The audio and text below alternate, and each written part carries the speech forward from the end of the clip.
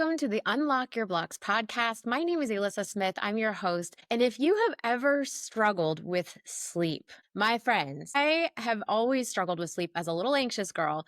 If you have struggled with this at any point in your life, if you've had acute insomnia or if you've had just sort of chronic insomnia, this is your episode because my guest knows all about how to help you with just that. Tracy Hannigan is my guest today.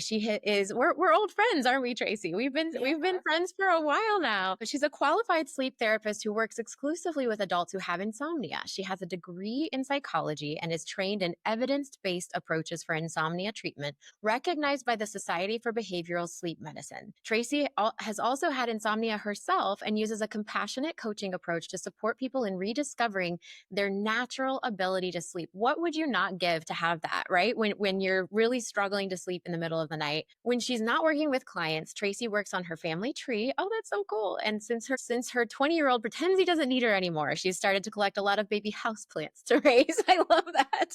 I know, because the goal is to raise, our kiddos, and you and I both have boys, to raise them so that they can be on their own. And what the heck, man? Who am I? It seems wrong. We don't want to let them go. No, we don't. Tracy, thank you so much for coming on the show today. I'm so excited to have you here. And I just remember the very first time that I heard you speak about insomnia and the way that you described what you do and what the actual solution is, because I had no idea. It so surprised me to learn what some of the practical solutions are to not being able to sleep. So I cannot wait to have you talk a little bit today. If you want to just start off by telling us, how did you get into this type of therapy? And tell us a little bit about this field of sleep therapy. Right. It's a long, winding story that I will try to keep a little bit No brief. big deal. Just, 2 seconds. When I was training in psychology, I then went to work in community mental health and saw a lot of situations where there were issues with sleep.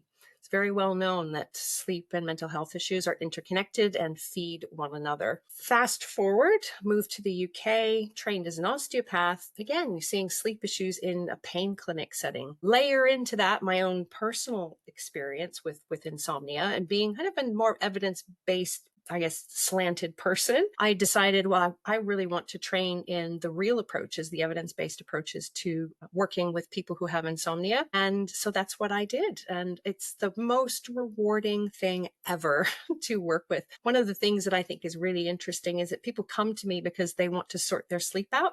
And they realize that actually there's a big personal development journey along the way that they carry with them for the rest of their lives. So they develop resilient sleep and they learn an awful lot about themselves as they're doing it. Oh, I love this. I forgot about this term that you use, resilient sleep, because sleep can feel so fragile. Sleep can feel like this elusive thing that you're just it's like grabbing grains of sand and you're just trying to hold on to it when you don't have it, especially. And I've gone through periods of insomnia in my life when I was working through major traumas or just, not realizing that how badly I was in survival mode. Sleep just it feels anything but resilient. Do you feel comfortable sharing a little bit about what your personal experience with insomnia was? I've heard your story before, and whatever you feel comfortable sharing about it, I think could be really valuable. Sure. Well, my first bout of insomnia was in my mid-20s. My spouse died. My husband had cancer. He passed away. And you would expect that a time like that, you would have difficulty with sleep. And we can kind of rationalize that makes sense. But fast forward, I was still having difficulty with sleep after I started to kind of pull my life back together and pick up all the pieces and move forward. Fast forward from there, I was not sure how I came out of that particular bout of insomnia. I had my second, and I began to learn some of these approaches. I was working with somebody, they didn't call it sleep therapy at the time. I now recognize what it was now that I have trained, and I learned how I came out of my first bout, came out of my second using these kinds of approaches.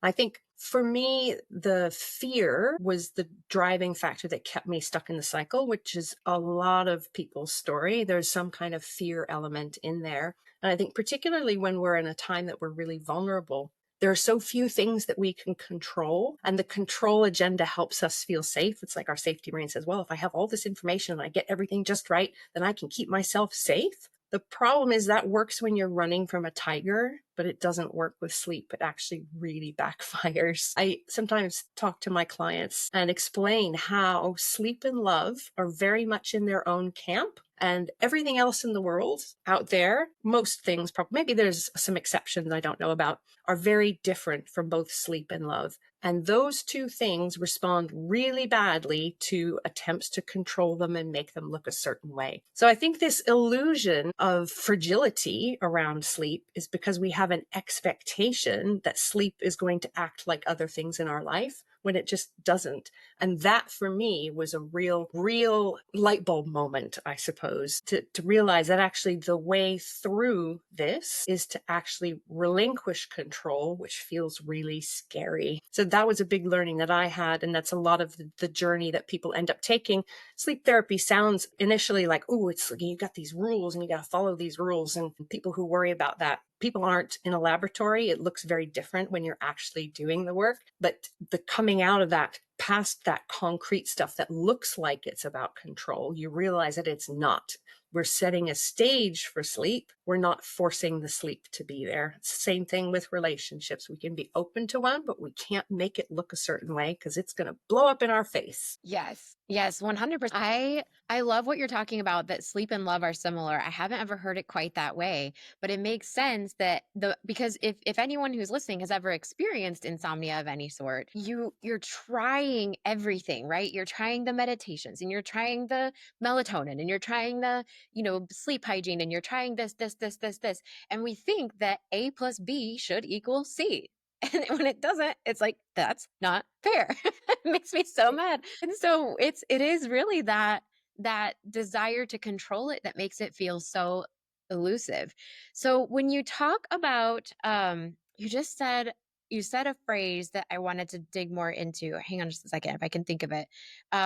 When you're talking about what it actually looks like to start building healthier sleep. Can you so we talked before I started recording and I said I was going to go one way with our questions, but I actually I want to dig in a little bit more to the sleep therapy because I know that there are people watching or listening right now who are struggling with sleep, and it's such a fundamental piece of our nervous system regulation that it's really important, I think, that we do cover in a little bit more depth.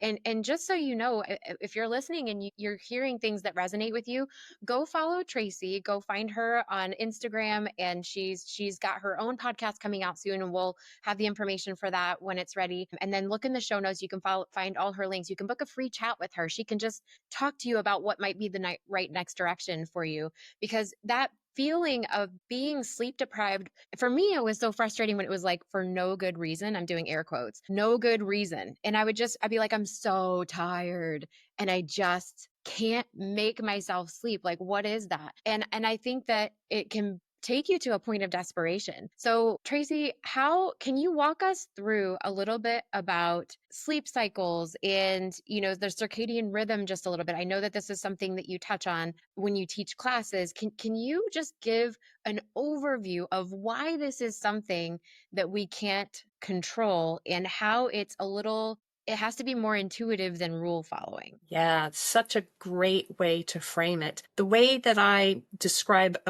the experience of insomnia, especially in this day and age, I'm dating myself a little bit, before the internet, when we didn't feel like we had so many options to control everything. It's like being popped into a cockpit of an airplane where you have like a million buttons and you're just kind of frantically pressing all of the buttons because you're desperate to find an answer. And then you get a sleep hygiene handout and then you feel like, well, I'm following all the rules. Why can't I sleep? Sleep hygiene is actually not recommended as an intervention for insomnia because it addresses those external things, whereas insomnia is an internal thing. And the way that it works is there are basically three buttons in that cockpit that have anything to do with sleep. One is sleep drive, or sleep pressure. It is like a balloon. If you have a good night's sleep, you have an empty balloon. The longer you're awake, the more active you are, the bigger a balloon you get. And it's responsible for us being able to fall asleep, stay asleep, and get good quality sleep. The circadian system helps regulate the timing of that. So they have to be all matched up, and they are the biological pieces. The third button in the cockpit's the most important one, and it is the override switch for everything else related to sleep, and that is our arousal system and our safety system. We wouldn't have evolved without it. We would have been climbing under a tree to sleep for 8 hours. We would have been great prey for all of the predators. It has to be able to switch off sleep. So in a situation where we can rationalize why I'm not sleeping well, a situation is occurring, like you said, with your air quotes, it makes sense that I'm not sleeping in that context. We don't become worried about the sleep itself. So after the stressor goes away, we begin sleeping better. But if we become too focused on the lack of sleep, if we put too much energy into trying to control and fix the sleep, we get stuck in a cycle. We have to have a lot of sleep drive, and we have to have low arousal and feel safe in order for sleep to happen.